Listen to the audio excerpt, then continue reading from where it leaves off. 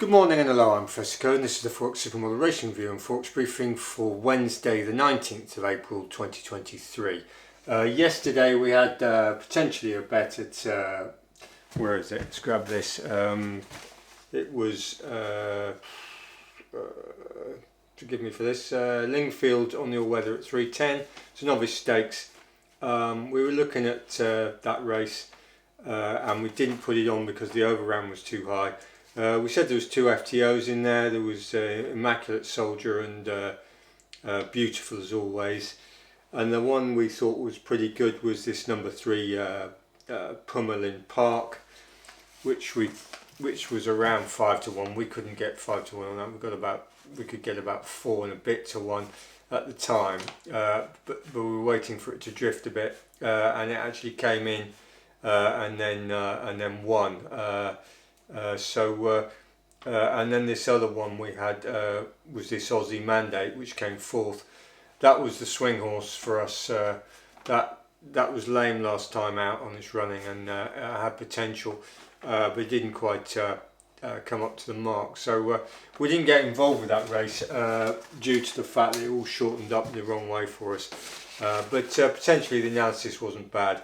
I know some of you got on this Pummelin Park before it drifted in too much. Well, that was a good effort on your part. So we had no bet. So the account was static at 62.6 units in profit from a peak of about 74.5. So come down, 11, 12 units.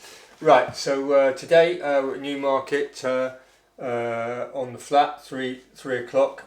It's the Fielden Stakes, listed Class 1, 3-year-old, model 95. It's 1 mile, 1 furlong.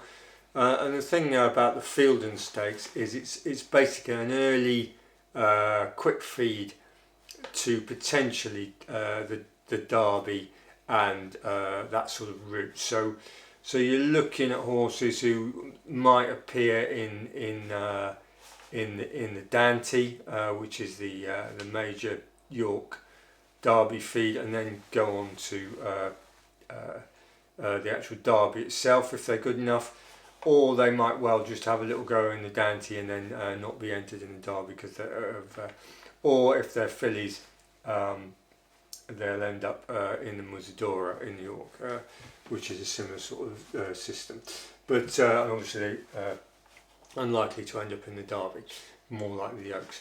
But anyway, that's where that is. The two we like are this number 3 Canberra Legend.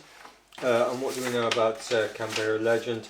It's had one run at Newcastle 8, and that's model 95, which is a perfect match, and it won that, and it's actually entered in the Dante and the Derby, that horse.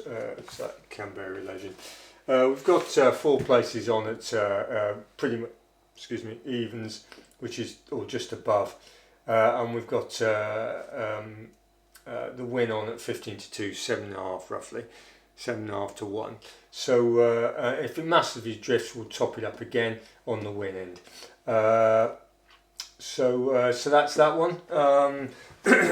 And this Regal Honour, number 9, we like as well. Unfortunately, the Racing Post has flagged it up, but you can't win them all on that.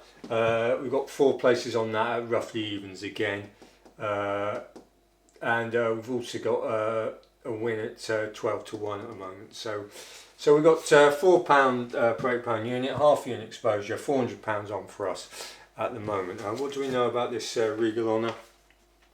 Well, Regal Honour's had a couple of runs on the Rolling Mile at 7 furlongs, which is a fair bit quicker. Model 97, this is 95, so it's shorter and quicker it's been running at. The first run it had, it was rear, and then really made a pretty impressive sort of move from the back. And then it was a little bit late getting going, so that sort of flagged it up, and then it went out Newmarket 7 again, and it actually won that race. It was entitled to win that race, so that was that. It was short odds, and you didn't miss much if you weren't on it. But So that horse has potential. Regal Honour, it's a 625k horse, so just over half a mil. The breeding's right up to the mark, and likewise with Canberra Lad number 3, 350k horse. So people have been flashing the cash on these, and that breeding's right up to the mark on that one. So for that sort of task. So we'll see how we go with those. The front end is short. You've got number 1 Blanchland, which is a fairly decent horse, obviously, 160k. Excuse me. And then you've got Boldak number 2, and you've got this other one, number 6, Intinso, if I could say it, and that's obviously the short end, but we're sort of covering that to a certain degree with the 4 places. So that's what we're doing. We're having a crack at number 3 Canberra Legend and number 9 Regal Honour against the short end horses with an each way approach. So on the Forex front, yesterday was CAD data. It didn't really show too much in the CAD. If you were monitoring the markets, you had sort of like minor blips. It was yo-yoing. Today, however, is a little bit different. You've just had early on, you've had some pretty strong inflation pound data, which is basically the pounds positively driving right across the complex. So people are taking on board this disconnect between the pound's value and inflation, which will feed into keeping rates higher for longer. Friday, you've got other tier 1 pound data. So where are we? We've got all Wednesday, all Thursday to go. So they might well run the GBP up for a couple of days. So something to bear in mind. If you're late to the party, we're not in the GBP at the moment. You need to watch out for market makers taking you out before it goes higher. So you want to make sure you get a nice entry, and the likelihood is they're going to make some late players suffer on the longs before it goes up again. So just be aware of that. So we'll let you know how it's going tomorrow on that front. So anyway, thanks for watching, thanks for subscribing, and goodbye.